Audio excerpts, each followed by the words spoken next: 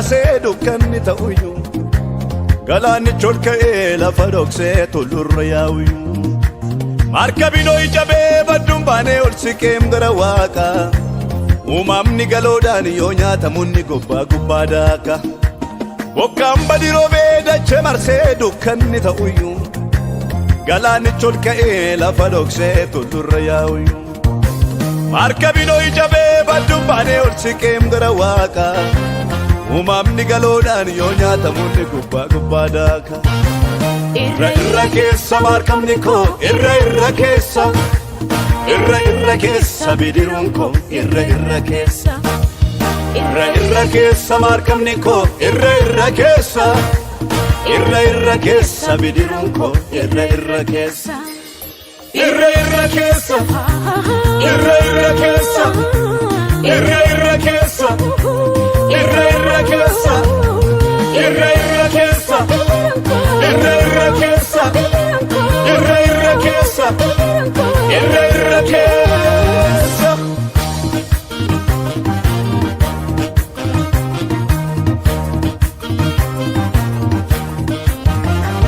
karaa gadhiisee jallina borcee cubbuun machaa'ee badee biyya lafaa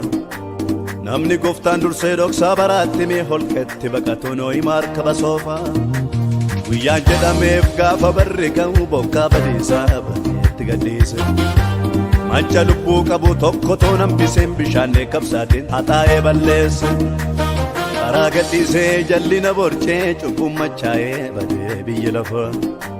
namni gooftaan dursee dhoksaa baraatti mee holqetti baqatuun ho'i markaba soofaa guyyaan jedhameef gaafa barri ka'u bokkaa badiisaa badeetti gadhiise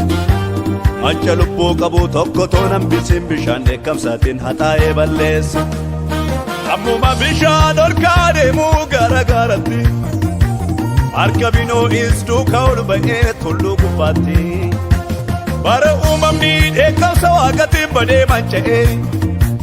jira namni isaa bishaan badiisaa gubbaarra taa'ee mataarra taa'ee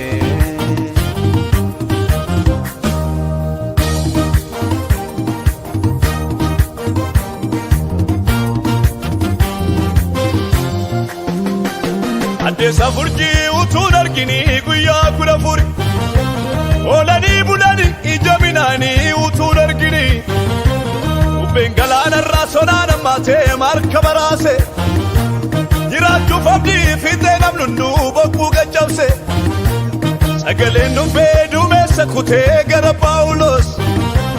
markaba duwwaa caccaba malee sinomaan taatanii jedhe kaa Yesuus markaba keenyatu cirracha galee rakkanna malee akka nu ceenuu hedal kan walakkaa ergamaan ergaanatti himaa bule jedhe Phaawulos isa dhaga'ee jaratti himnaanii namni tokko too keessaan nyaatamiin nagaan ce'anii yoo caccabellee markabni yoo boreellee nagaanii yoo jeeqameyyuu addunyaanii ijoolleessaa hin gatu gooftani warra bufunneen galaana yoo keessa oduu waraana maaloo akkamtaana jarana hin jennu gooftichatu jira dhufaana lapheen koona een kirkiru abiddanni nafaana jiru furmaataaf harkaan namnu fala ormiyyuu harkarra lulaala